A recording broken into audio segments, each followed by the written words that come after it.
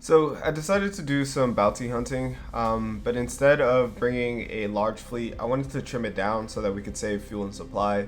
However, this was the wrong call, and we're going to go ahead and explain why. Alright, so I decided to dub over this fight. The pre-battle analysis as well as the battle commentary isn't really important. I can just sum it up very briefly. So here is a midline bounty. But if you do want to see the fight with the pre-battle analysis undubbed, then that will be linked in the card above, so you can go ahead and watch that. Otherwise, continue with this video. So the plan was we would group our ships together in partners, so two enforcers, and then a hammerhead and myself, and we would eliminate those high-value targets. So we would get rid of their griffins. I would sit two on the Falcon, and then once we cleared off the high value targets, we would go after the smaller targets and destroy the rest of the fleet. What I failed to realize though is our first lesson, which is that we failed to properly evaluate our enemy strength. So in my mind, we had the range advantage, which we absolutely do. All of our ships have integrated targeting unit. They're using hypervelocity drivers, heavy maulers. We have ballistic mastery, we have gunnery implants, right? So we're doing all the right things. We have absolute range advantage. True. However, the enemy has mobility and missiles, a very deadly combination. Mobility is huge. So to start off the fight, I go ahead and start separating out my fleet like I talked about in the pre-battle analysis, and I put two on the Falcon. However, the Falcon has the special ability called maneuvering jets, which gives it a very high boost to top speed as well as maneuverability. What does this mean? Well, though I have the range advantage with my enforcers, they're still entirely too slow to keep pace with the Falcon, which means they're exposing themselves longer to potential flanking opportunities because the Falcon can reposition, get away from the enforcers, drag them off to the corner, and then they can get surrounded. Our second lesson is know your strategy, or know your fleet strength. So low tech strength, the backbone of a good low tech strategy is having enough ships to hold the line. Low tech ships are very cheap to deploy. They have a lot of armor. They can, hold a position very, very well. It takes a lot of firepower to bring down a low-tech, heavy armor ship. In this case, we have a small fleet. So what does that mean? We can't really hold a position, right? The enemy can overrun us because we don't have enough ships to cover our flank. We don't have enough ships to our left or right. So in that case, what we should have done was use the natural boundary of the map, which is the corner of the map or the edge of the map, in order to take this fight. However, as you can clearly see here, it wouldn't have made much of a difference because of all of those missiles. Because of all of those missiles, it would have just concentrated right on top of us. So, don't have enough ships to hold the line, don't have enough ships to disperse all their fire. If you look over to the left side, what I'm highlighting there is the enforcers being unable to keep up with the Falcon. So that's two more ships out of the fight that I have to dedicate to that. What I'm doing though is I end up just putting one enforcer on the Falcon to deal with it. Not necessarily destroy it, but at least just keep it away from the fleet while I try to manage the chaos that's going on the left side of the screen. So the next lesson that I want to teach is fleet composition and ship design go hand in hand. You can't do one without the other. So I know typically I emphasize that weapon flux needs to be below your vents, or at least close enough. However, that's not always the case. So when you run a larger fleet, you get access to cycling. It was demonstrated ineffectively, I think, in the previous battle against the battle station, where you saw one enforcer get overloaded, start to back off, and then another enforcer covered for it. Now in that case, it was against a battle station, so the destroyer stood no chance. But in combat, that happens all the time naturally. When one ship starts to get fluxed out, it'll back away from combat, and then another ship will move in to defend it.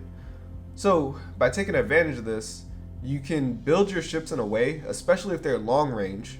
They need to be long range for this to be successful because you need time to break away from your opponent.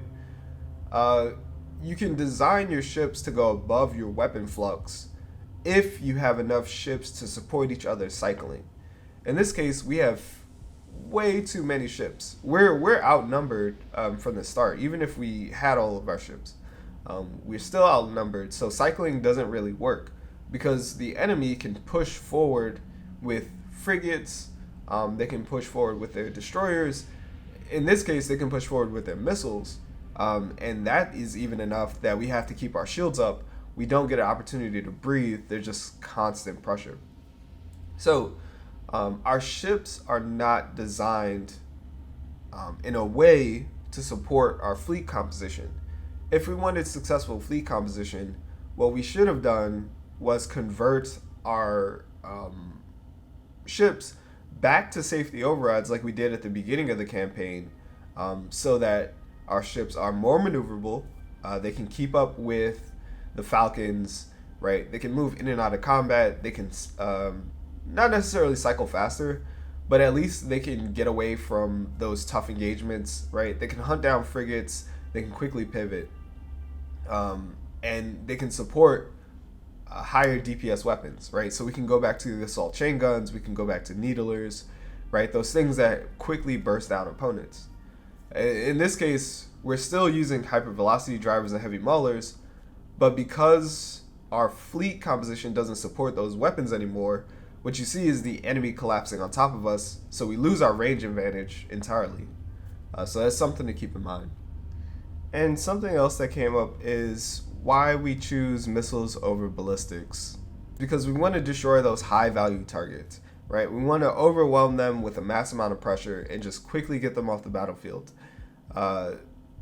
With ballistics, while they are consistent, they don't give you that overload potential that missiles can, and they definitely don't do nearly as much damage as a high explosive missile can do to a ship that's overloaded.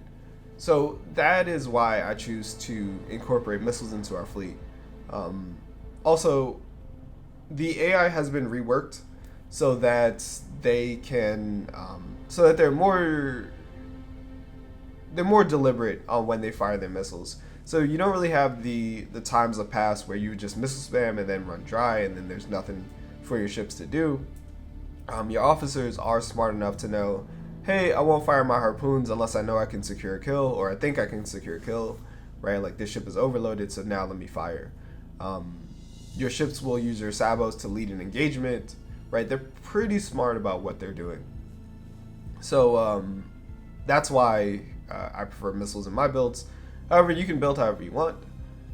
If you do want to go with ballistics, then I do recommend, if you're not going with safety overrides, really maximize that range to give you a pseudo missile advantage where you can still engage your enemy at a distance and they have to maintain their shields for that entire engagement. And then the final lesson that I want to give you guys is you're going to lose fights. You will. Star Sector is a very hard game. Sometimes fights don't go the way you think they're going to go.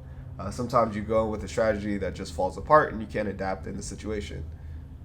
That is fine. I know a lot of people's first reaction is to restart the game, go back to an earlier save state. That is not necessary. You can always rebuild. It's just like, you lose like a cycle of progress. You don't have to quit the game even if you lose a fight. So that's the lessons that I wanted to impart. I don't believe there was ever a time where we could have won this fight. I don't know if there are any strategies that would have worked. So to quickly recap, fleet composition as well as ship design go hand in hand. They have to support each other. If you're going to go long range, then you need a lot of ships. If you're going to go small fleet, then I would strongly recommend safety overrides. You need to understand your opponent's strengths, and you need to understand your strengths.